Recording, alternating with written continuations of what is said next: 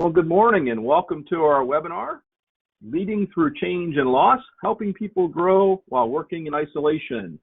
This is our Wednesday webinar. Good to have everyone on board. And so in a few moments, we're going to actually begin the webinar, but wanted to let everyone know you're at the right place.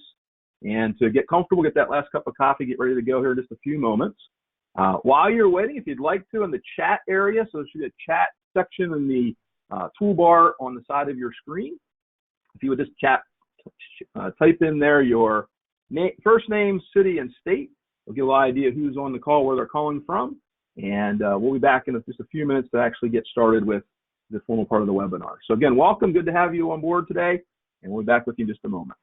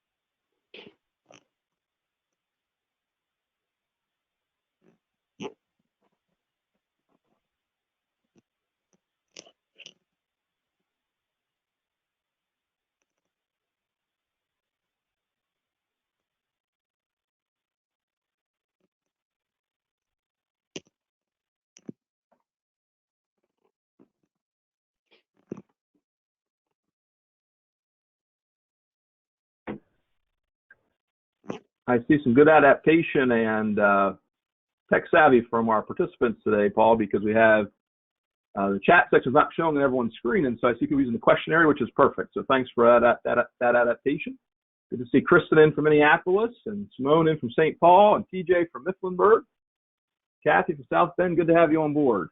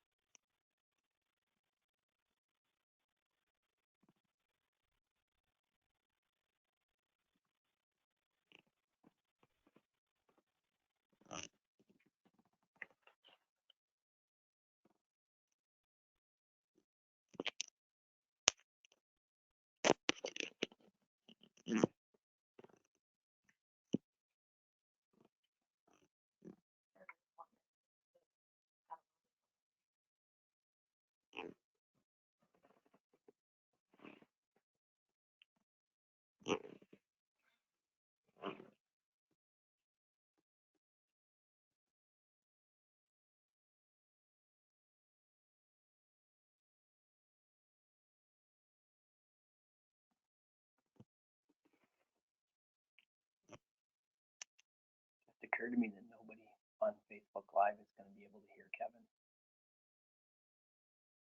Yeah, that's why. Yeah, you might want to.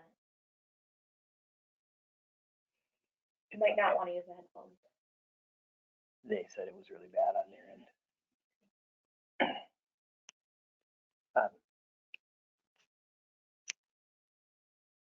And Dogner from the Vikings is participating. Please show Paul if we can still hear him. We can hear you.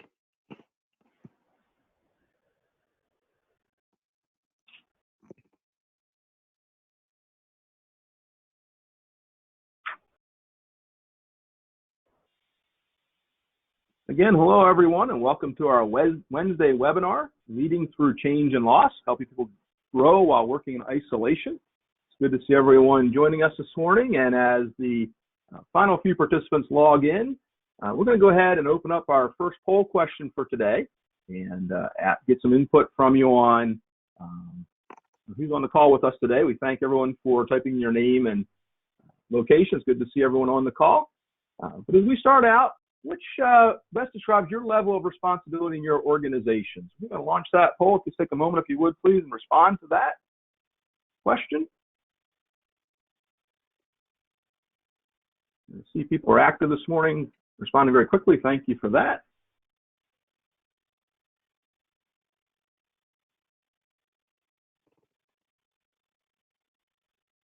Just take a few seconds here for everyone to finish responding. And we're going to close that poll here in 3, 2, 1. And it looks like we have a nice array of individuals on the call. Some of you with those individual contributor responsibilities, appreciate what you're working through right now and helping your organization. Some supervisors, managers, and a nice representative of executives as well. So a really nice group. I think that'll add greatly to our conversation this morning as we go along.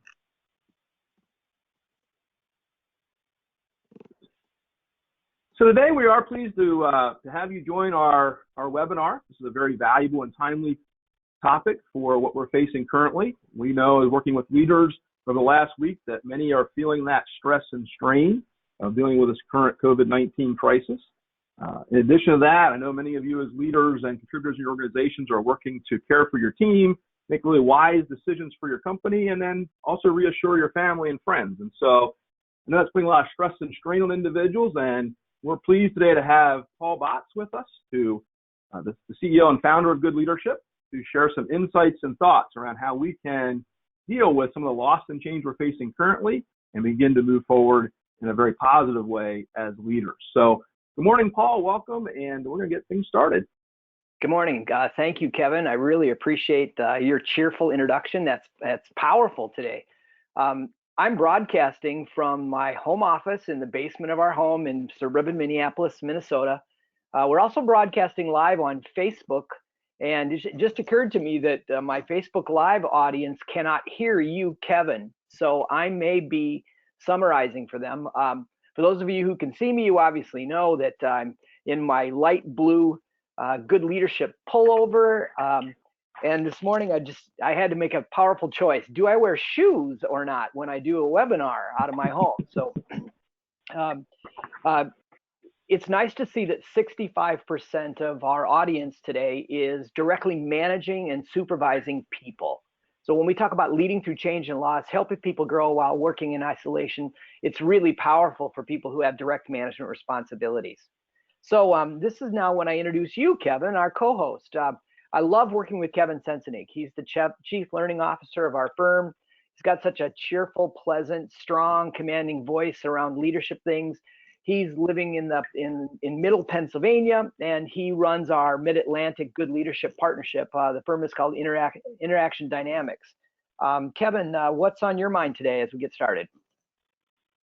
Well, I think, Paul, like most leaders, again, trying to keep up to date with what's happening currently with the crisis, what's the latest information we have to deal with and adapt to, keeping our team very engaged, and then still being there for clients and our family and friends. And so I think I'm feeling what many leaders are feeling right now. We're giving a lot. We're putting a lot of energy out to help others. And I think today is going to be really valuable, Paul, for you to kind of feed into us and give us some refueling to keep that energy up and keep that positivity as we move forward through this crisis.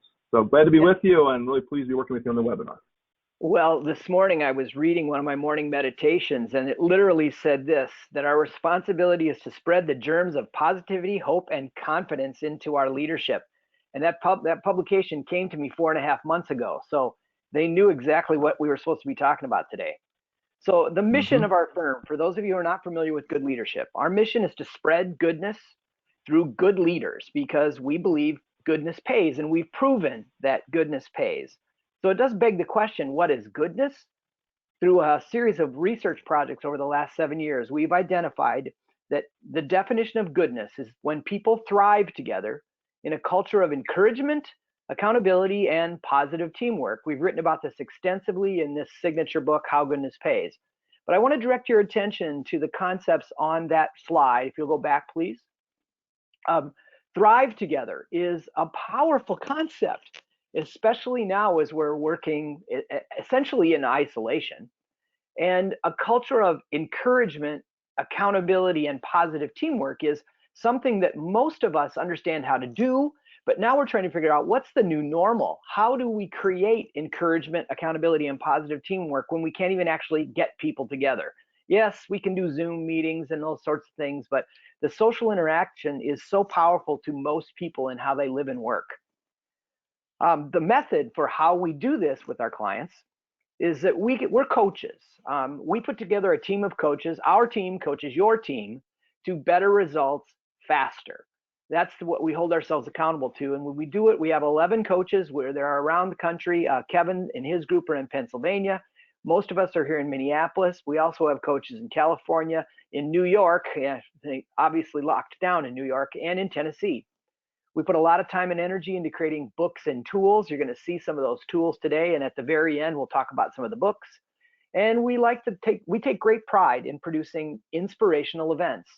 The signature is the Good Leadership Breakfast series that we produce out of Minneapolis, St. Paul 8 times a year.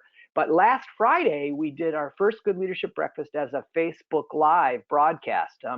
It was exhilarating. We had a lot of fun, and we've got some good ideas about how to make that better.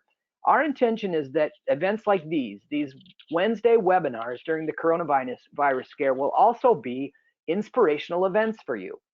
So the objectives for this specific webinar are 3 things that we heard from our clients over the last 10 days.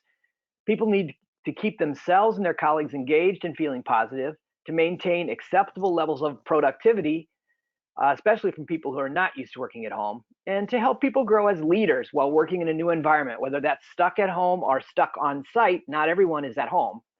I also want to say that we're prepared to hand out to distribute the slides to you. So if you want the slides for this particular webinar, you can find them at info@goodleadership.com. You can send a note to info@goodleadership.com at any moment in time. We have a team that's monitoring that, and we can handle any requests that you have. So our second poll today, Kevin, I'll let you take this, is I want to ask you, which of these objectives is most valuable to you right now?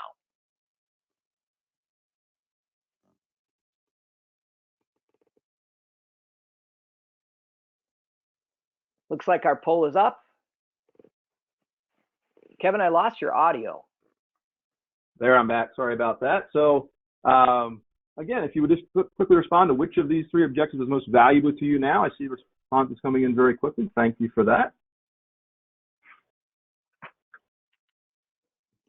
We'll just give another few seconds here for everyone to get in their response.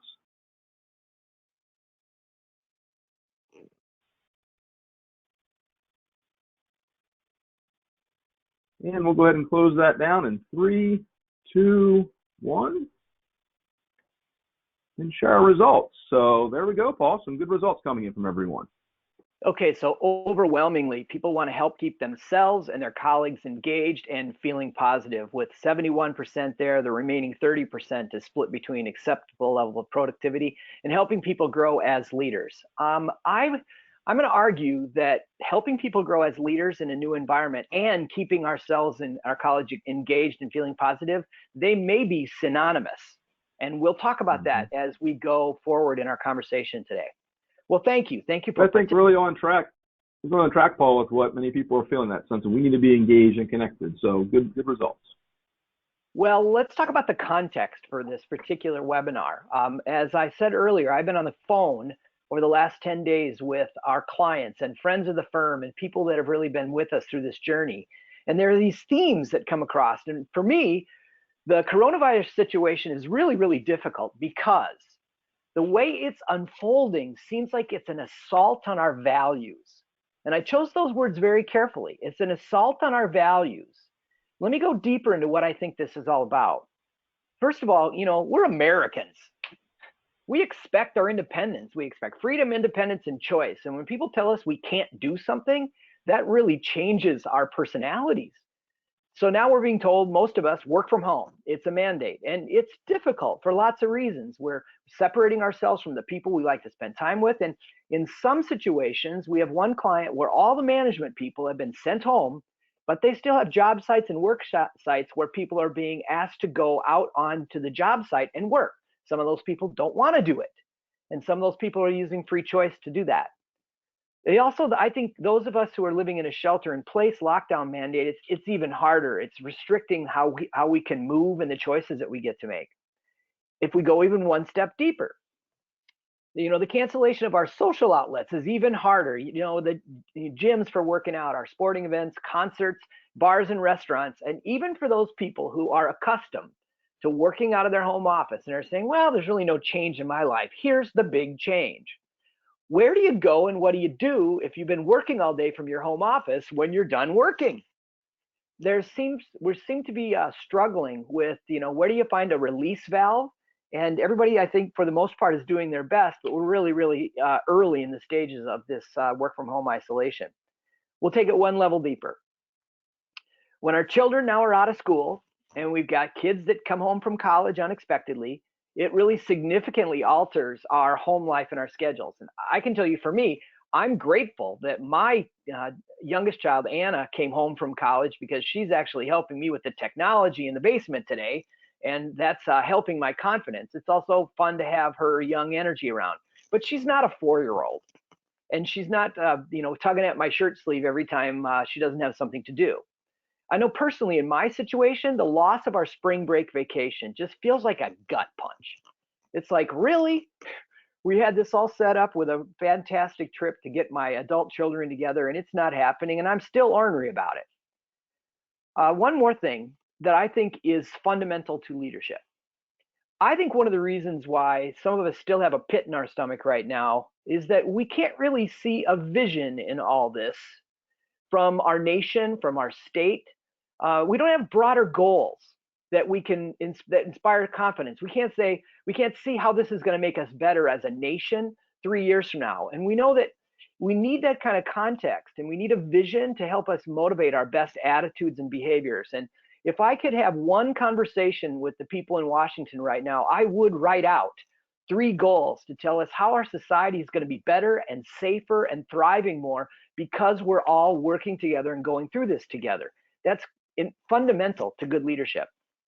Without that, we're overly focused on the losses in our lives right now. And I think we're all asking ourselves, how long is this going to last? What's normal going to look like when we're all through this? And we don't have any answers at all.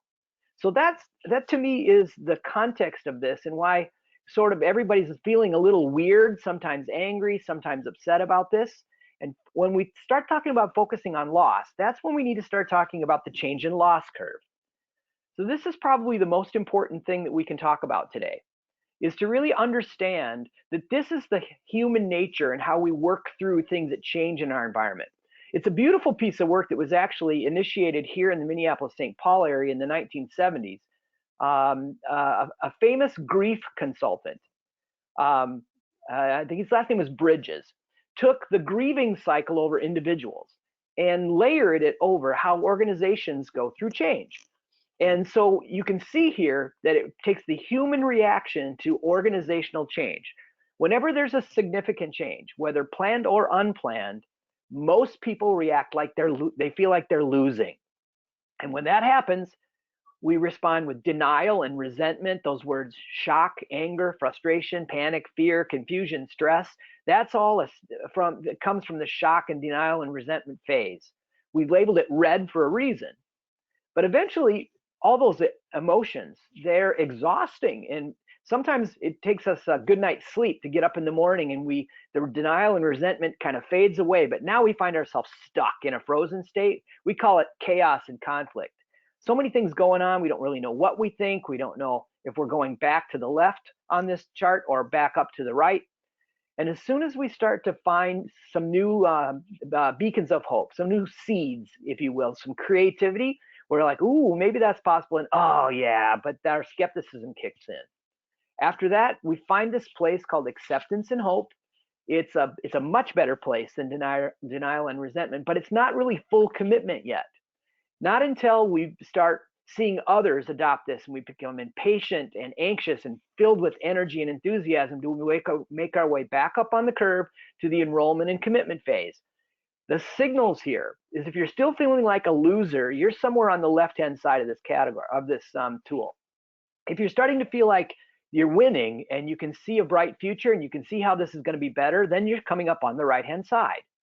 So what I'd like to do now is to just do another poll. Kevin, will you do the poll that asks us where people who are on this call here today, where they're at on the change in loss curve?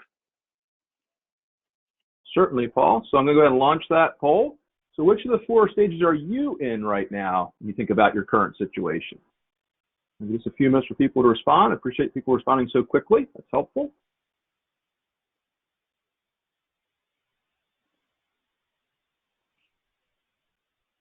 Just a few more seconds for people to get their final vote in.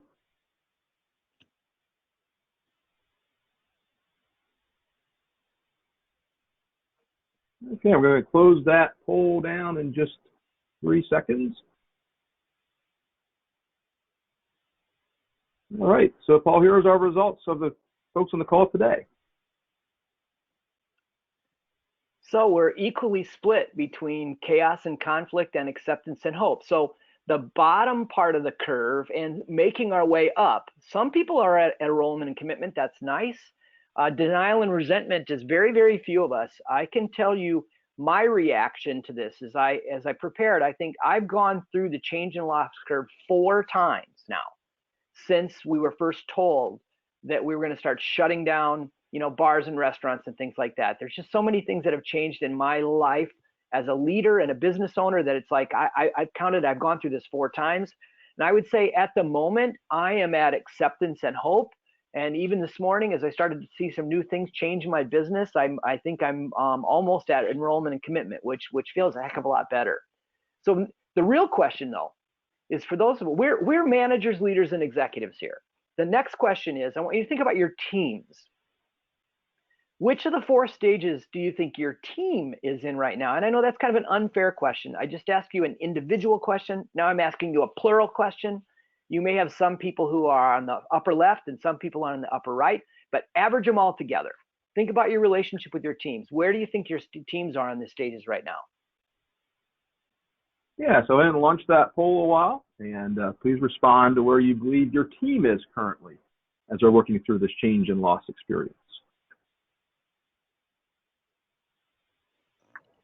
And again, good to see people responding so quickly. Appreciate that. Give us just a few seconds to get the last few comments in. All right, we'll go ahead and close that poll, and Paul, share the results here with everyone. Okay, so there's been a little bit of a shift. Not as many people are at acceptance and hope when we predict where our teams are at. Most people are in chaos and conflict, and I think that's reasonable.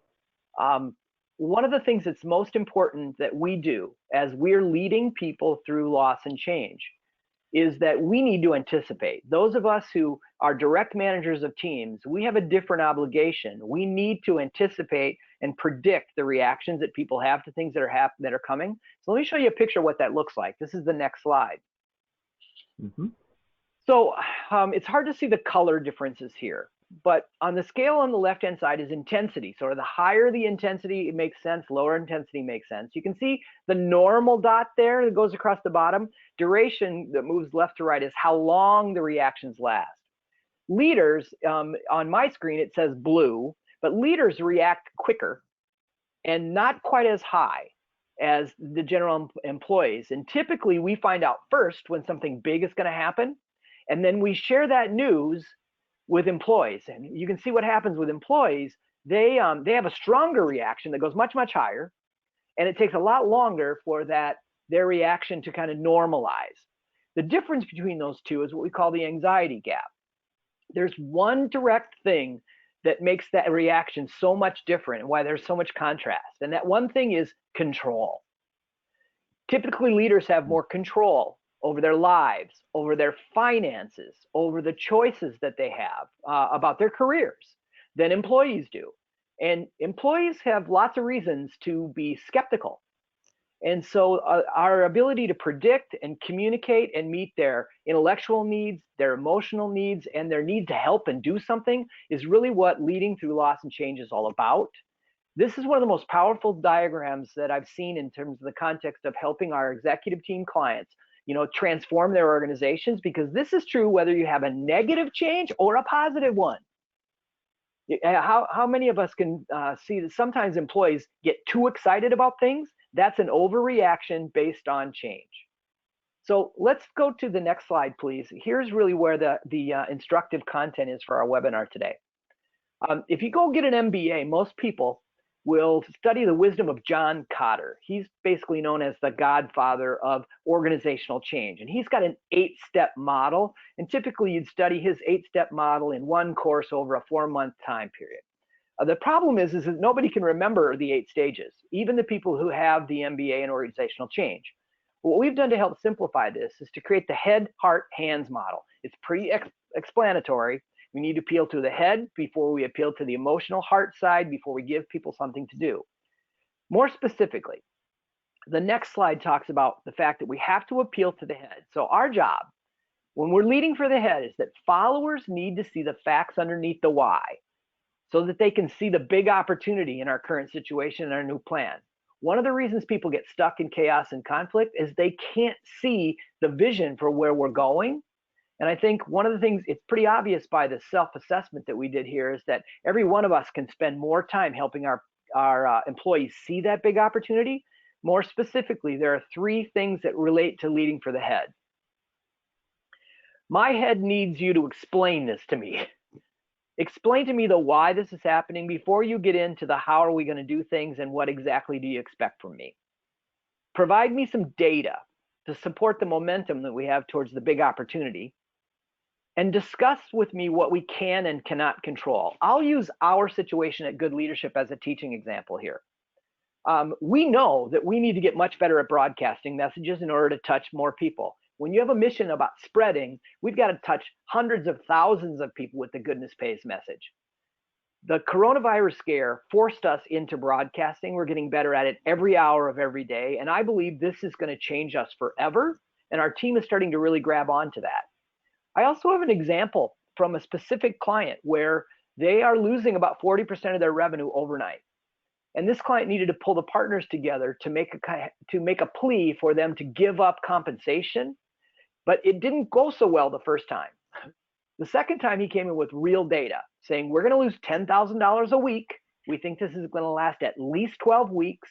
I'm going to give up half of my salary. And if the rest of you gave up 7%, we can more than cover that. And then they said, okay. It's because he appealed to their head before he skipped over that and went right to the emotional part. So let's look at the next slide, please, because it's all about leading for the heart. So once we've made a good case and we've helped people understand what they can and can't control, leading for the heart means that we need to enroll people again. Anytime there's some big change that happens, there's a dream that died.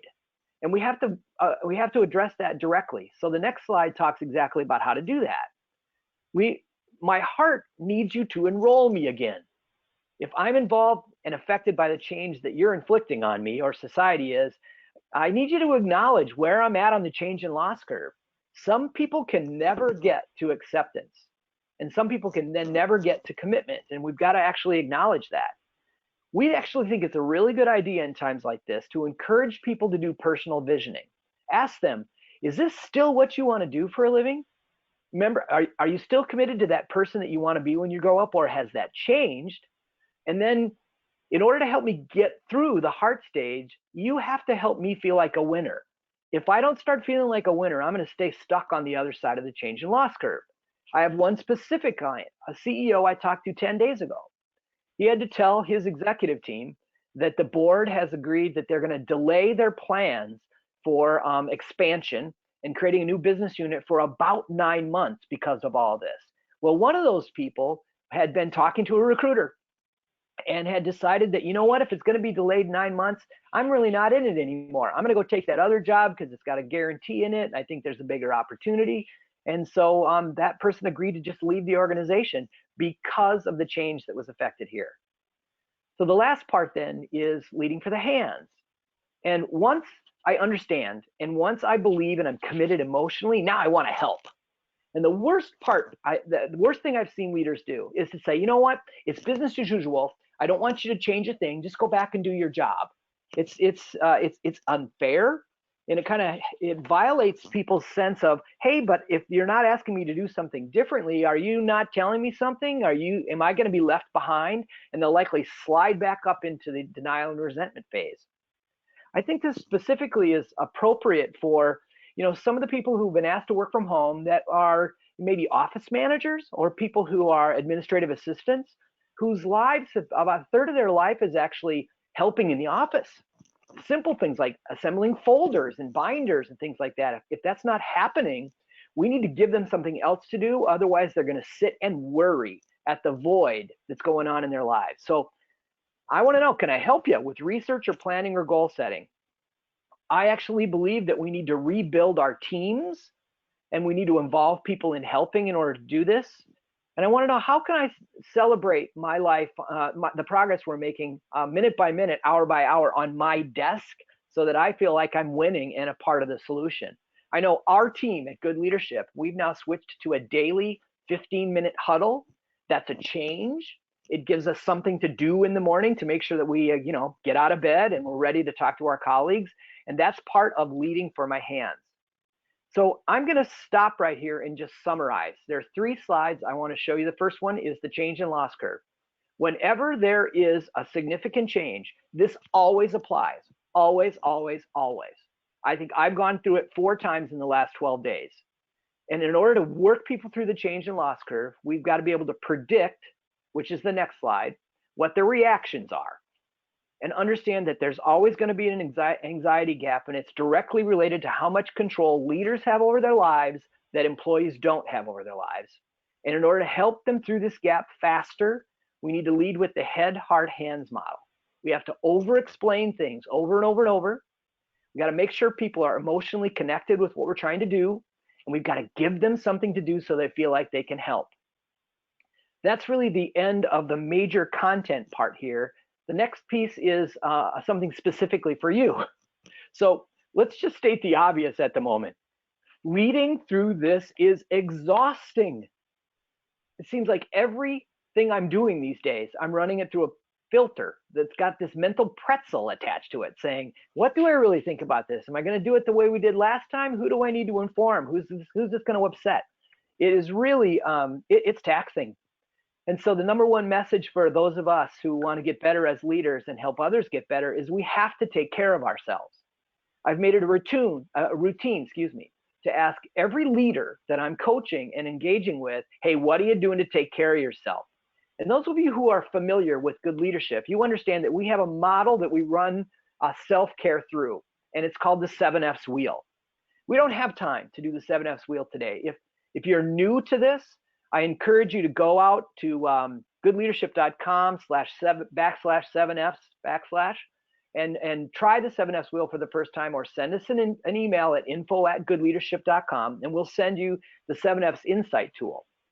The point is this: we're both growing and being taxed on each of the 7F's and everything we do in our work life.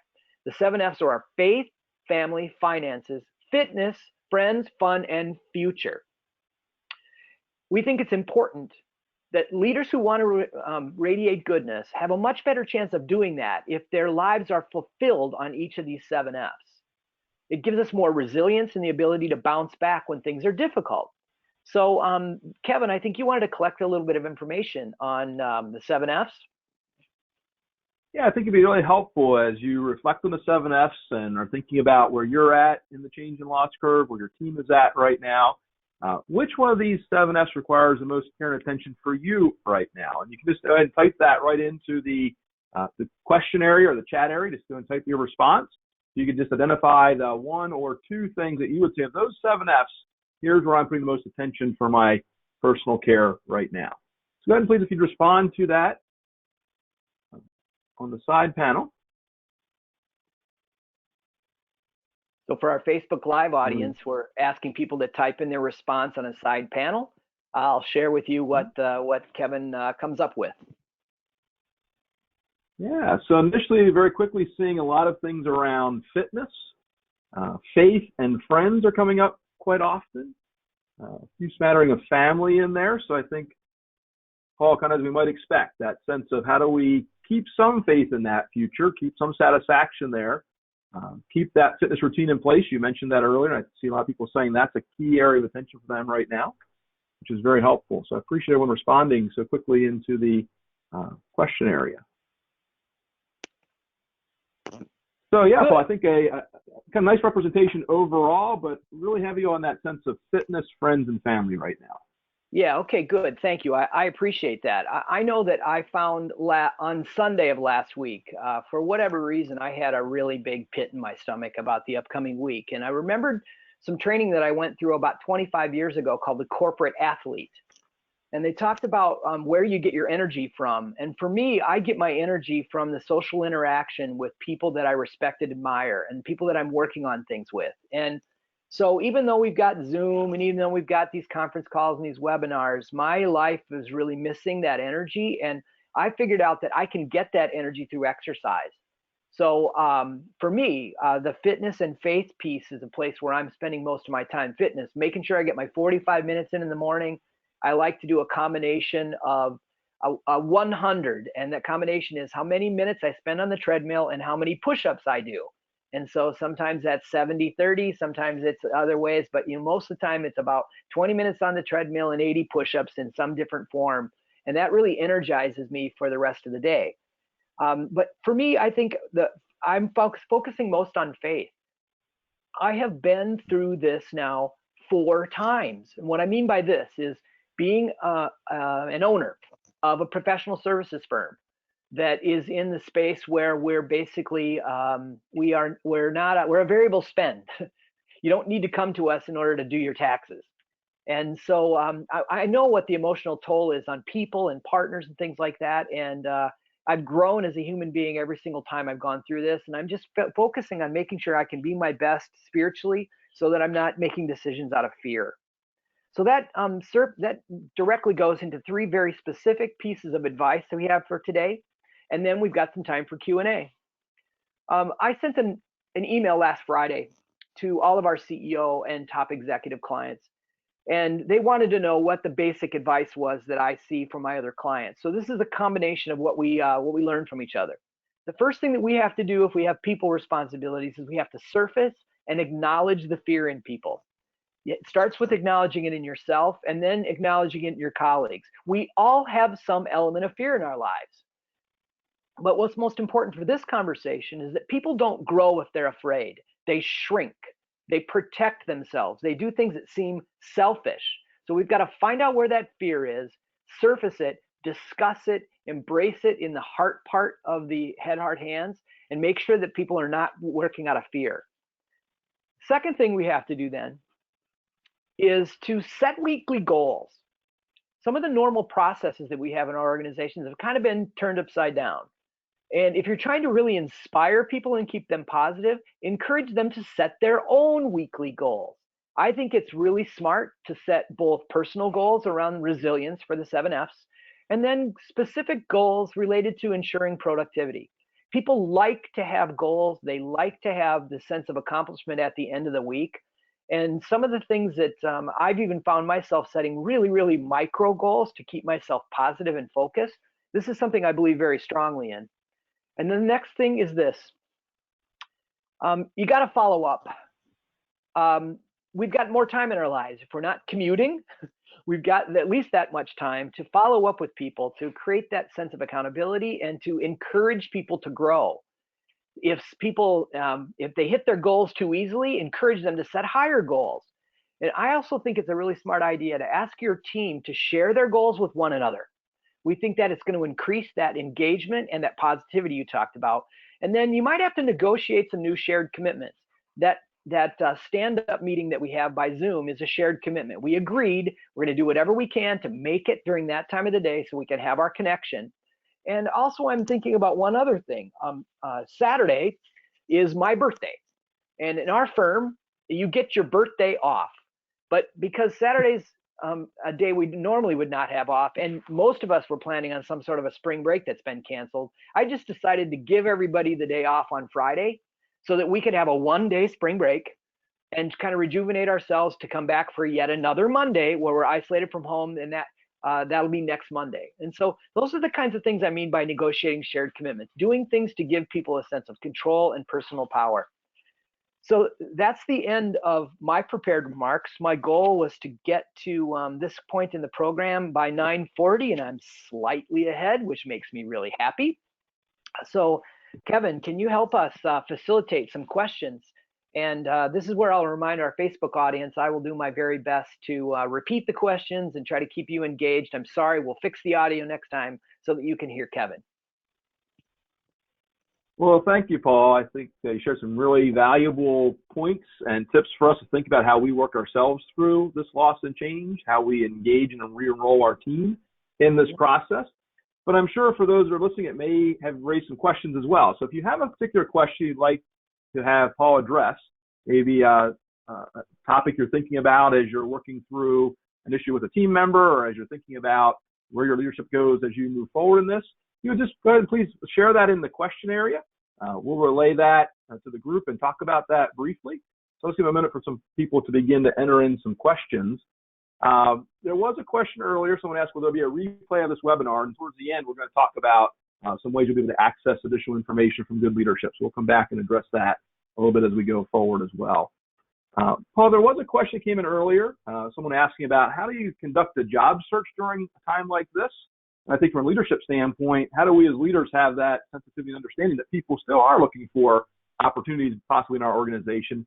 How might we adapt to that and address that as it comes to us? Well, there's two sides of a job search. There's looking for a job and then looking for candidates. And I think last week we celebrated in our office that we're actually onboarding a new employee who started last week, believe it or not. Someone who's going to do back office work to do the finance and accounting and things like that. And she was actually quite surprised that we were going to continue to go forward. I think many people think we're just shrinking in our society. I also have a very good friend whose name is Darren Lynch, who has a fantastic e-commerce firm, and they onboarded 4 new employees this Monday. So I think that it's a mistake to assume that people are not hiring. It's also obvious that if you're trying to get a job in the restaurant industry today, that's really not going to happen.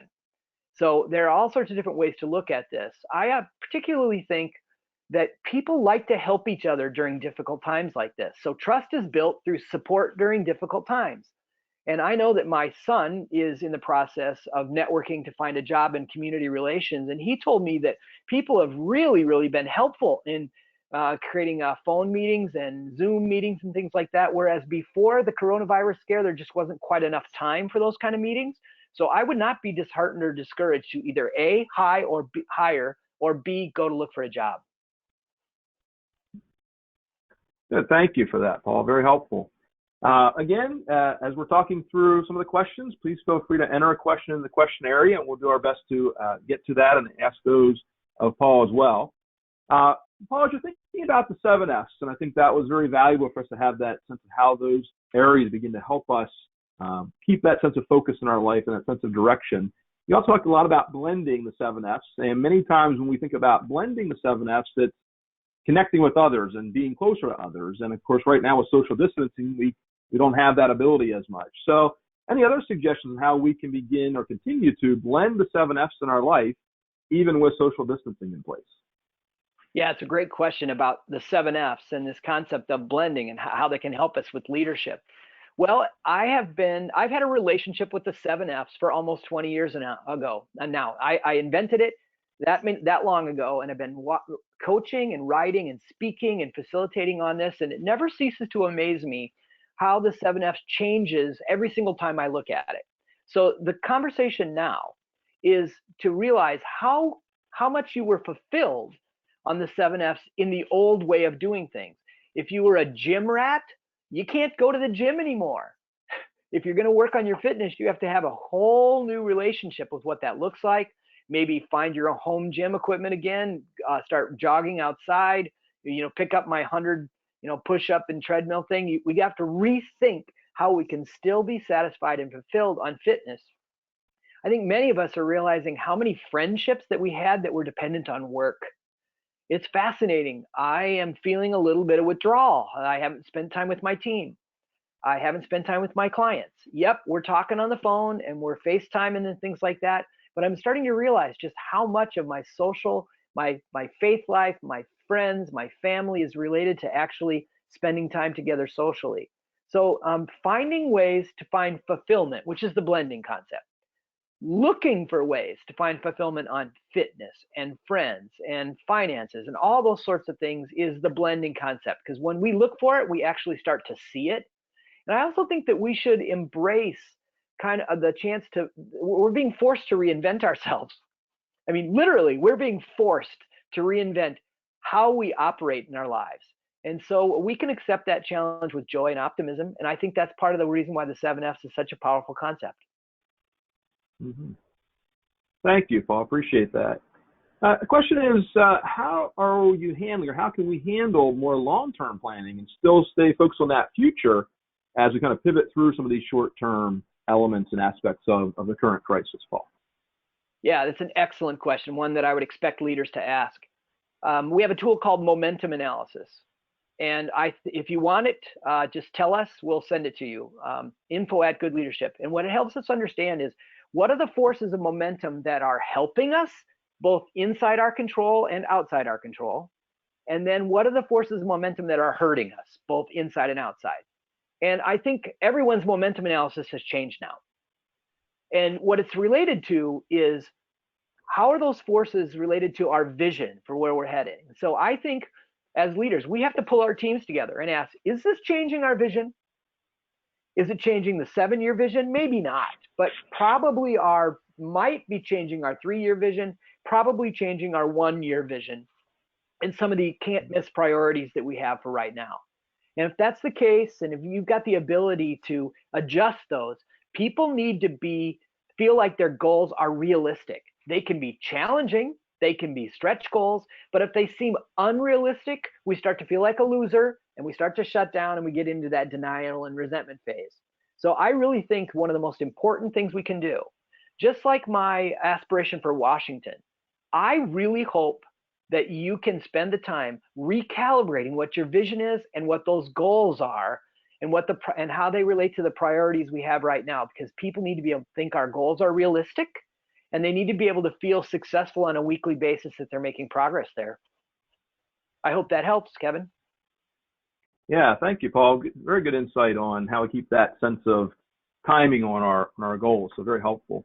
Mm-hmm. You talked in the change and loss curve, about that sense that people start with that fear and denial, and they move themselves through that curve at a particular pace, whatever that may end up being for them. But there's a good question here around that concept of helping people to acknowledge and address fear. So what are some of your thoughts and ideas about how we can place boundaries around acknowledging fear that we may have or our colleagues may have, and then being able to gracefully move forward past that to help them at least have a positive sense of direction? Yeah, it's a great question. I'm really glad you asked it. I think there's a continuum of language. I really want to make sure that as you're leading your people out there, you're being very careful about some of the words that you're using. I think we should avoid using words like battling and fighting our way through, battling this. Those are words that trigger fear in people. And so one of my favorite words in these situations is the word weird. One of the gurus of executive coaching I've learned so much from said, I think we should give everybody permission at any moment in time to label any situation as weird. And so I think starting a conversation with your team that says, hey, can we just agree that this is weird? What are some of the weirder things you're dealing with these days? Okay, and does any of that worry you? So what you can see here is I'm escalating my language. Weird is neutral. Weird allows people to climb into the conversation with whatever they're bringing. Then you ask people, are you worried? From worried, you can say, are you feeling threatened in any way, shape, or form? And threatened then leads to fear. So what are you really afraid of? And the most obvious thing that I think middle managers are afraid of these days is we've got enough history to understand that if the organization struggles financially, we tend to cut, 6-figure middle managers first in corporate America. That's just what happens. And so I think that we need, as leaders, we need to be really good at having the weird conversation. And is there anything that you're worried about? Are there any frustrations? Are you feeling threatened? And literally work your way up into the fear conversation. That's a behavioral-based model, and I think it's pretty awesome. I think we have time for one more question, Kevin. That sounds good, Paul. So really more of a comment that came in, but I'm going to put it in a question because I think it'd be good for you to address this as well. We've talked today about all the changes that we're facing and how we have to help people adapt and adjust. What's that aspect as a leader where we're adding in kind of the importance of what's not changing and keeping some things a little bit as normal as possible so that people don't feel everything's changing around them. So how do we balance and blend that idea of, yeah, things are changing, things are adapting, things are uncertain. Here's what we can hold on to so people have some sense of stability. Yeah, it's a great question. So back to head, heart, hands. How do we remind people of what things are not changing? That, I think the best way to do that is with the data approach on the head. But then the last bullet point had to do with having a discussion about what we can and cannot control. We can still control the discussion we're having with our clients. We can still control how we're accounting for the activities that we're doing. We can still control the commitments that we're making. Maybe we can't do it face-to-face or personally, but we certainly can do that by telephone and Zoom meetings. I think the sense of stability comes from an intellectual appeal by helping people discuss what is it that we can control and can't control, and what things are not going to change. I think that's really, really powerful. It's a great observation, whoever did that. And just one more thing that kind of helps, bring some of the anxiety and the emotion out of leading people through loss and change. Thank you. Thank you, Paul. That helps tremendously. I'm really honored for people who took time out of their day today, who dialed in. Now we have one more poll question, Kevin. I'll let you do that.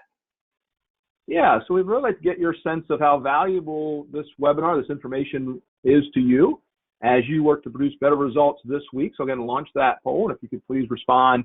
1 is the lowest, 5 the highest. Gives us a little sense of how people are taking away some of that encouragement and positivity that they can begin to take back to themselves and their team as they work through this time. And while everyone's filling that in, I will say thank you also for working through the webinar. Obviously, for many of you who are working from home, it's changing up how we're connecting to these types of activities, and the bandwidth sometimes gets challenged. So I know at times you may have had a little bit of challenge on the technology side, but everyone hung in there, and I really appreciate you working through that with us as we went along. Yeah, and we close that poll. We also appreciate share those results. Yeah, good. Yes. So very positive overall, Paul. And I think the sense I'm getting as I read this very quickly is you're taking away a lot of positive thoughts, ideas, and ways to get that sense of encouragement back for themselves and their team. Well, we're really happy about that because we believe that our obligation is to share our experiences. We have a research-based point of view that comes about in these tools that we shared today, and we have 7 more of these workshops planned for you. We don't know how long this is going to last. Maybe hopefully you'll get to participate in 5, 6, and 7 from back at the office. Who knows? We'll see. But next week we're going to talk about aspirational thinking, and that's how to improve your life and leadership. It's the centerpiece of the coaching that we do. On April 8th, we're going to talk about great results, building teams where people actually thrive together. That's the secret sauce to the teams that are consistently hitting their goals. April 15th, we'll talk about coaching and developing other people. We talked a little bit about that today, but we're going to get real personal into how to tap into that development energy for people. And in some ways, that'll be a short course on how to become an executive coach if you want to. Then after that, on April 22nd, we'll be preparing for the upturn. There's my optimism for you. We're going to talk about aligning our vision for growth as we've rallied around what changes we know we have to make. And part of that discussion will be making sure that if we're doing any cuts, that we're going to cut far enough so that it actually feels good. How's that for a good concept? April 29, we're going to talk about how to move from disruption to transformation. May 6th, we're going to get into the How Goodness Pays research. We're going to lay out what that model is from the How Goodness Pays book. May 13, we're going to talk about consistent expectations for leaders who believe in goodness and how that can really be the main difference in your organization as you compete. And then we'll close out after that. I guess that's it. So we have a plan now all the way up through May 13th. And it's at this point in the conversation that if you learned what you thought you wanted to learn, we're grateful that you participated. If you're interested in learning more about how we might be able to help, you can stay on for 2 more slides. So if you're interested in learning more, we have the ability to tailor these webinars for your specific situation. We're very good at doing a deep dive interview, and we can offer up this list of 8 that we did, and we can build these for you. We've had several clients say, you know what, we've been thinking about doing a webinar series to help keep our managers engaged, and we've had a couple inquire already. So this is part of the deal. You can email us at info@goodleadership, and we can tell you what the pricing is and how that happens. Also, the 7Fs wheel is online. You can find that at goodleadership.com or send us a note at info@goodleadership and we'll send you the 7Fs Insight tool. You can also register for the April 1 webinar now as well. Finally, Barnes & Noble's one of the things that's going crazy these days. And so we just wanted you to know in a good way, people are reading and investing in themselves. And we have 4 really powerful, simple books that I've been the primary author on: the How Goodness Pays book, the Breakthrough to Goodness book. What Really Works is the book that is where we introduced the 7Fs. We sold over 30,000 copies of that book. And then the Bucket List book is where we talk about the aspirational components of our leadership. These books are all around $20. You can get them online at goodleadership.com. And we'd appreciate it if you would do that and help us stay alive and help our brand continue to grow. On behalf of my team here in Minneapolis, Minnesota, and my co-host Kevin Sensenig in Pennsylvania, we're grateful you took the time to invest in your own development and in your leadership. We promise to bring you the best research and tools that we have in our firm to help everybody grow during this coronavirus scare. I hope we see you next Wednesday. Thank you.